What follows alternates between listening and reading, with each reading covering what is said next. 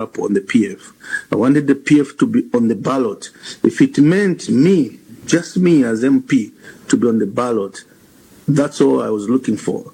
I thought if we put a presidential candidate, the system will block it. And that's how, at one point, I said, we'll not put a presidential candidate. But the masses were against me. They like this thing, oh, you've been paid, so you don't want a presidential candidate on the PF. So I said, okay. The next day I gave in. Would you want to be a presidential candidate? The Central Committee said, Dr. Chitaru Chilofi. I said, okay. And I must tell you, we even went to Mulungusha, I escorted him, and his running mate did not show up on time, and I had to stand in as his running mate. But then before long, we were hinted to that the ticket won't go through, and it was, that's how we took a back step to wait for the judgment the next day. I never gave up. Remember, on Friday, 22nd, that's when the filing in was going to end at 15 hours. The day before, when we were asking Judge Kombe to compel ECZ to accept our nomination papers pending other matters, we gave the reasons. She reserved the ruling the day before, and she said she would draw at 9 a.m. the next day. She was aware the nomination would close at 3 p.m. We went waiting. It was 9, 10, 11, and at 11 she said, no, the judgment is ready, but I cannot release it to you. Only your lawyers can get it. We had to call our lawyers. They came at 12, and 1, then I realized, because I wanted to file in Lima or Matero under the PF. So I drove there and got in the nomination center, not knowing the judgment, because the lawyers were still on their way to the judgment. I got in there, the returning officer asked me, so you're on which party? I said, the PF. I said, wait a minute, let me call my lawyer, see where the judgment has gone. And the lawyer told me, no, it's gone against us. And the returning officer said, you cannot stand under PF, maybe under independent. So I had to do what I had to do then.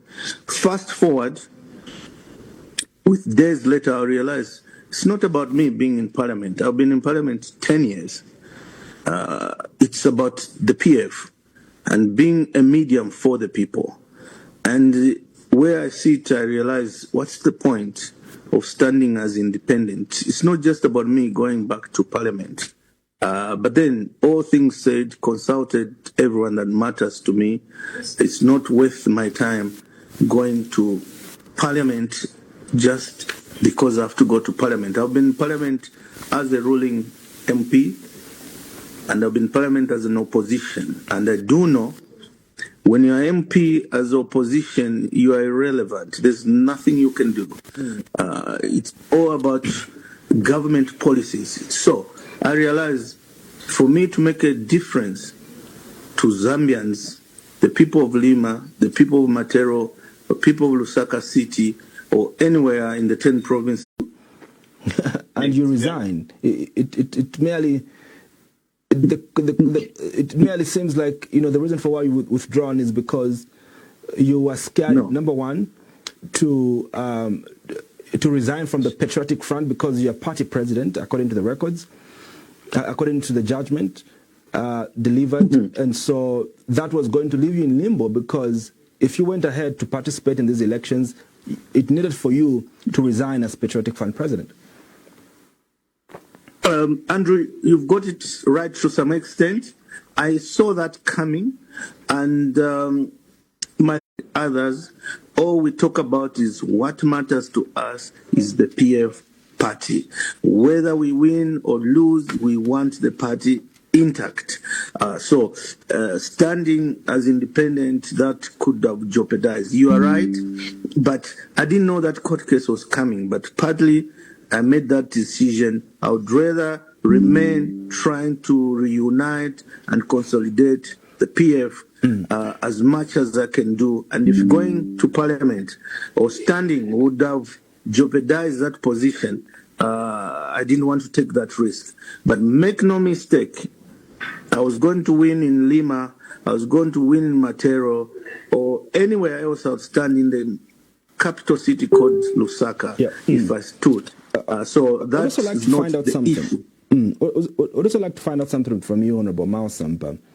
What has taken you so long for you to endorse which candidate you're going with in terms of presidential candidate, but also your colleagues, those that you're with in the Patriotic Front, seemingly are regrouping and are working together? I'm speaking about Honorable Makebi Zulu and Honorable Brian Mundibi. They're working together. Why haven't you just gone to them and probably helped them?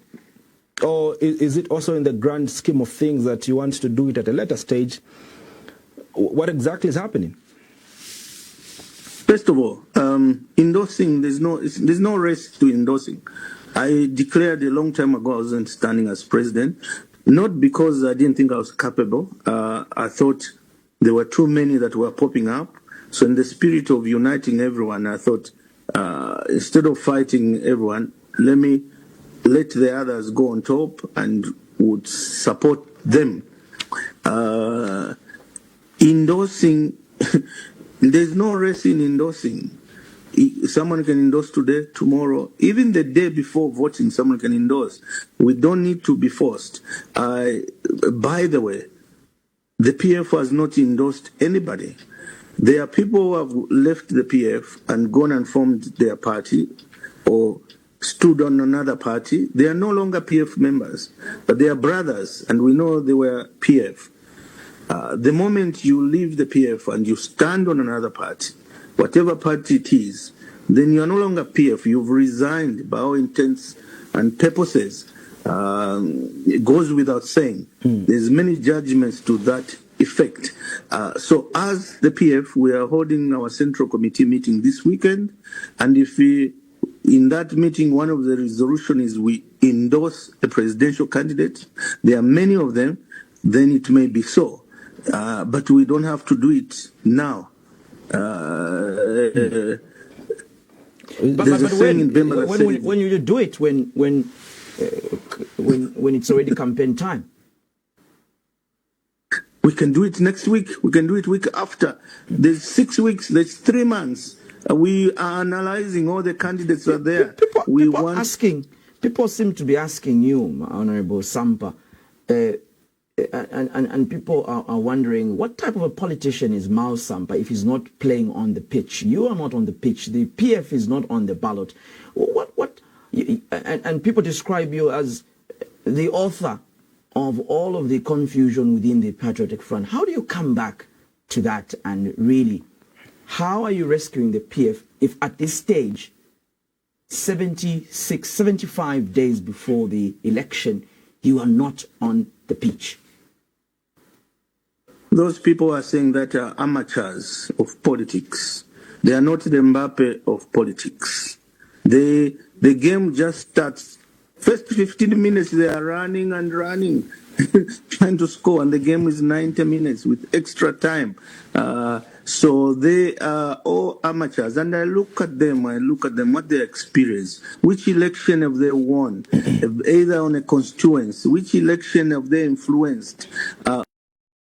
On a presidential level, I've been in presidential elections that lost. I've been in the Microsat presidential election of 2006, 2008, 2011 that won.